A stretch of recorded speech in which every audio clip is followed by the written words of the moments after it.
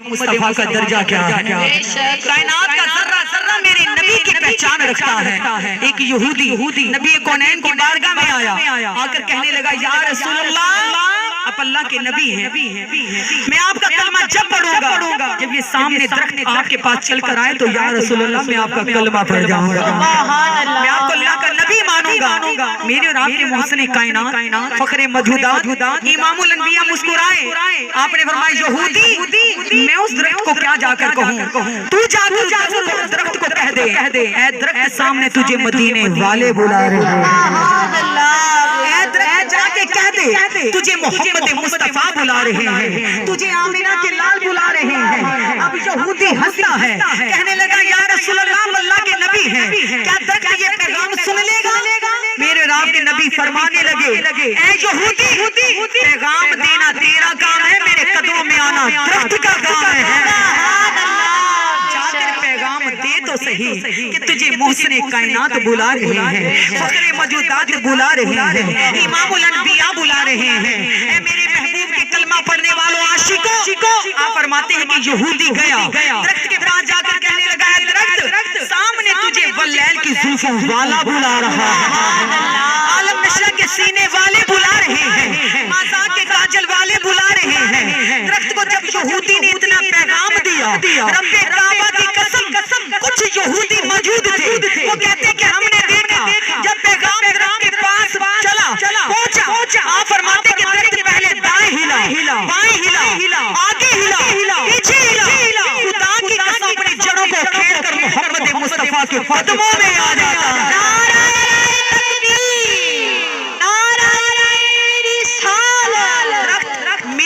کے نبی کے قدموں میں آ کر گرتا ہے۔ آپ فرماتے یہودی کہتا ہے میں نے اپنی کانوں سے سنا، اپنی آنکھوں سے دیکھا کہ درخت یوں جھک کر سرکار کے قدموں میں گرا، پتے پتے سے حضور کے کلمے کی صدا آ رہی ہے۔ سبحان اللہ۔ نبی پاک کے دیوانوں یہودی نے کہا یا رسول اللہ مجھے اپنا کلمہ پڑھا دیجئے، مجھے جنت کا راستہ دکھا دیجئے۔ وہ ہے میرے نبی کہ کائنات کا ذرہ ذرہ جانتا ہے، میرے رب کے محبوب کا درجہ کیا ہے، میرے رب کے نبی کا مقام کیا ہے۔ عاشق لکھتے کہ جب میرے نبی گزرنے لگتے تو سرکار کے دیوانوں پتھروں کو پتہ چل جاتا کہ اے پتھروں تمہیں پتہ ہے کہ زہرا کے بابا تشریف لے کر آ رہے ہیں۔ پتھر حرکت میں آ جاتے، حضور اگر سوکھے درخت کے قریب سے گزرتے رب کعبہ کی قسم درخت ہرا بھرا ہو جاتا، پتے پتے سے سرکار کے کلمے کی صدا آتی۔ آپ فرماتے ہیں میری اور آپ کے نبی کونین مدینے کے تاجدار کا یہ مقام ہے۔ ابو جہل کنکریاں سرکار کی بارگاہ میں لے کر آیا، آ کر کہنے لگا کہ اے محمد مصطفیٰ زمانہ کہتا ہے آپ اللہ کے نبی ہیں۔ میرے نبی مسکرائے، آپ نے فرمایا جی میں اللہ کا نبی ہوں۔ کہنے لگا بتاؤ میرے مٹھی میں کیا ہے، میری مٹھی میں کیا ہے۔ حضور مسکرایا، آپ نے فرمایا چچا ابو جہل میں بتاؤں یا ہاتھ کی مٹھی والی چیز بتائے کہ آپ کی مٹھی میں کیا ہے۔ کہنے لگا آپ کو کیسے پتا، وہ چیز کیسے گواہی دے گی کہ میں کون ہوں۔ میرے محبوب نے فرمایا چچا جان ایک بار بولو تو صحیح، آپ کی مٹھی کی چیز گواہی دے کہ میں کیا ہوں۔ مسکرا کر کہنے لگا بتاؤ تو صحیح، چلو جیسے بھی پتا چلے بتاؤ کہ میری مٹھی میں کیا ہے۔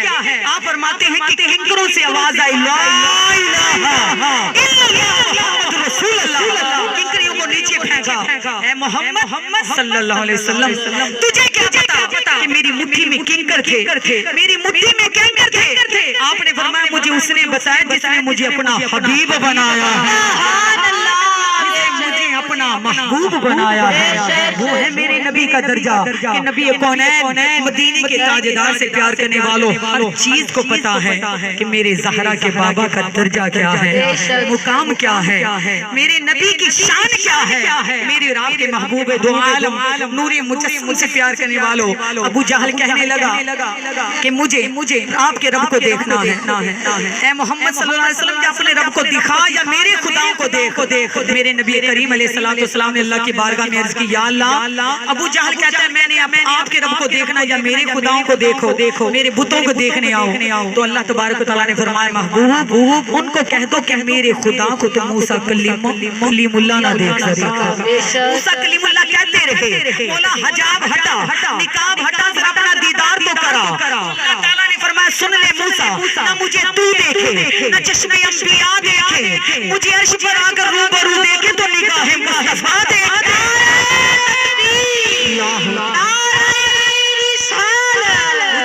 تو زہرا کا بابا دیکھے، حسین کا نانا دیکھے۔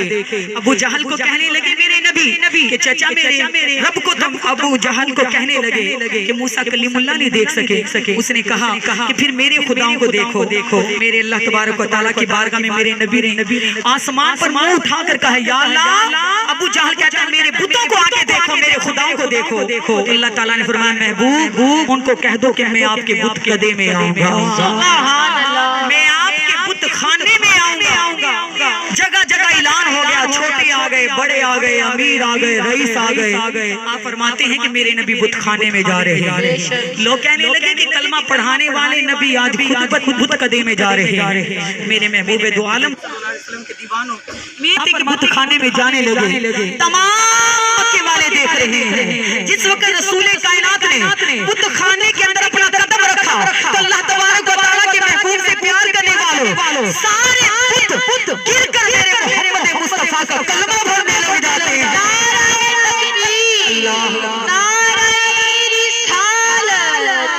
حضور کے قدموں میں گرتے ہیں تو کلمہ پڑھتے ہیں۔ آپ فرماتے میرے نبی نے آسمان کی طرف اٹھایا تو اللہ تبارک و تعالیٰ نے کیا پیارا فرمایا ہوگا کہ محبوب شمع پہ جائے پروانہ تو پروانہ نہیں رہتا، محمد آئے بت خانے میں وہ بت خانہ ہی نہیں رہتا۔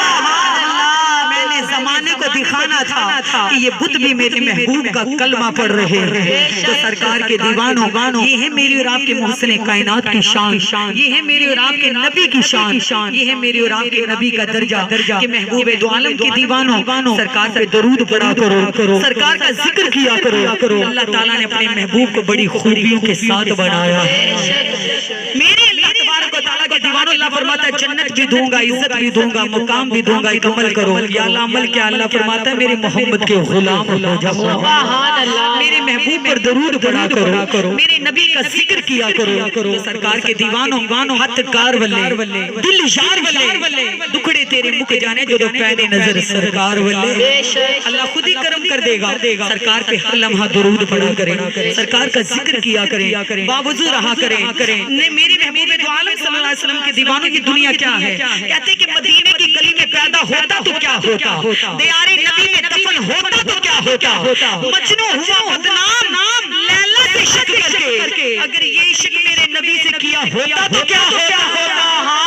جنہوں نے میرے نبی سے عشق کیا، کوئی ابو بکر صدیق بنے، کوئی عمر فاروق بنے، کوئی عثمان غنی ذوالنورین بنے، کوئی مولا علی بنے تو کوئی حسن و حسین بنے۔